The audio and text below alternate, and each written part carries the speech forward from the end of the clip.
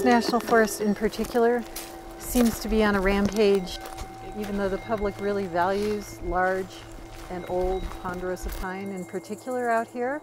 Yet with the 5 butte sale, we saw a timber sale that was planned in both old-growth ponderosa pine and diverse mixed conifer forests that had old-growth sugar pine, old-growth white pine, old-growth grand fir, old-growth Douglas fir, old-growth Shasta red fir.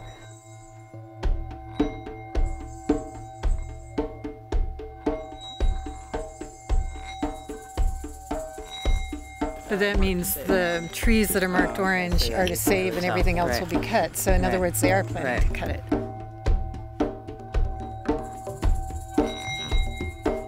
And I did field check this before, and there's enormous slash piles, and they took out a large percentage of the old growth trees. They're planning to take out about 72% of the old growth altogether.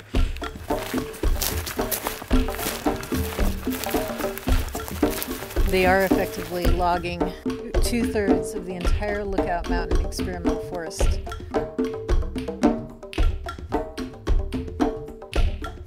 And under the Northwest Forest Plan, they're not supposed to be logging in a late successional reserve.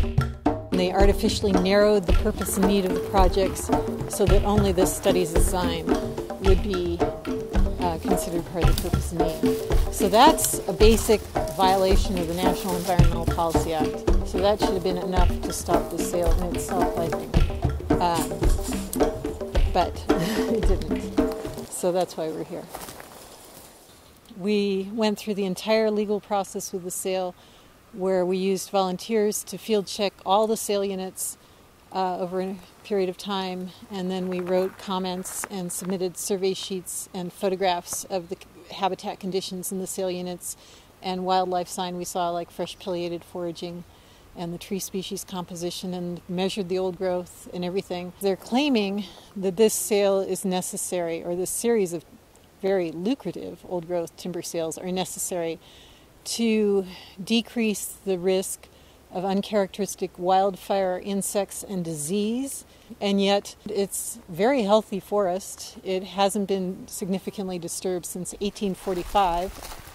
And the definition of an old growth tree out here is over 21 inches and over 150 years old.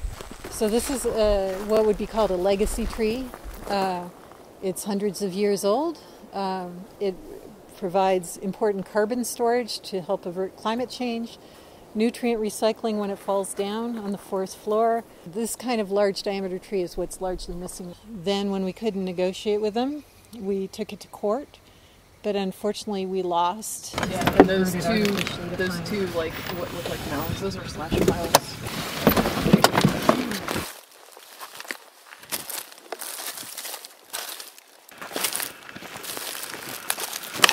The logging slash? Yeah, it's ridiculous. This is exponentially higher fire danger than existed here before. Just piles of slash everywhere.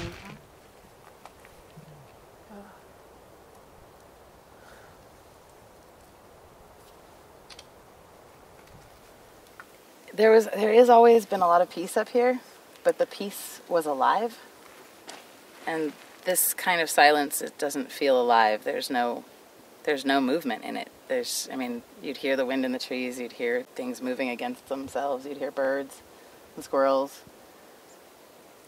And it was alive.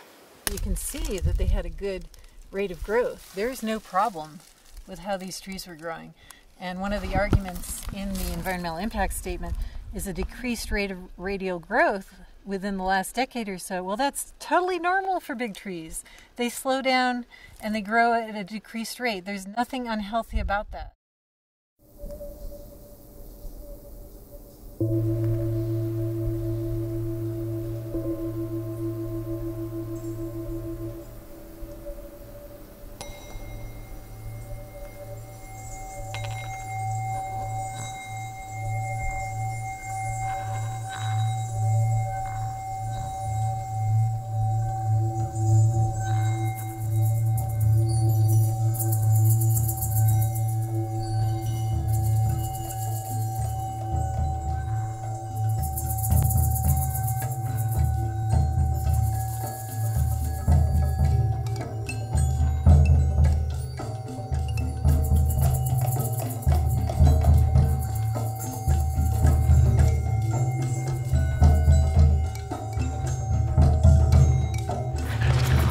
So this is unit 41 on the map, which is marked light blue, which means they're taking it down to only 50% of the upper management zone, which means they're taking out more trees than in the other types of units. And as you can see, this doesn't look like just a commercial thinning, which is what they're claiming to do to reduce wildfire risk and insect and disease and to study increased radial growth in trees. This is pretty much a clear cut with just seed trees left. So it's very wide open, it's very sterile, they removed a lot of biodiversity, and it's not a natural looking forest.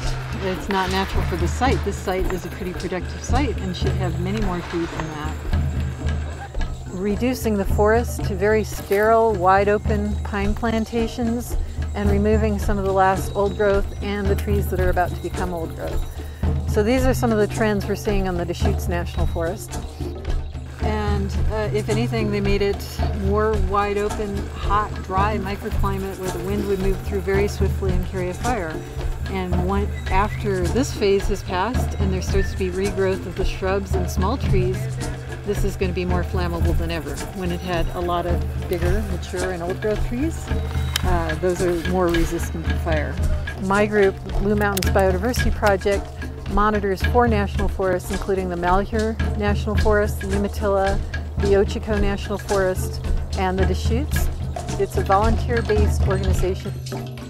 How would this respond to wildfire or insects or disease? That's what this area is really valuable for, is to do that kind of non-intrusive research, looking at an intact, resilient forest and seeing how it responds on its own without management.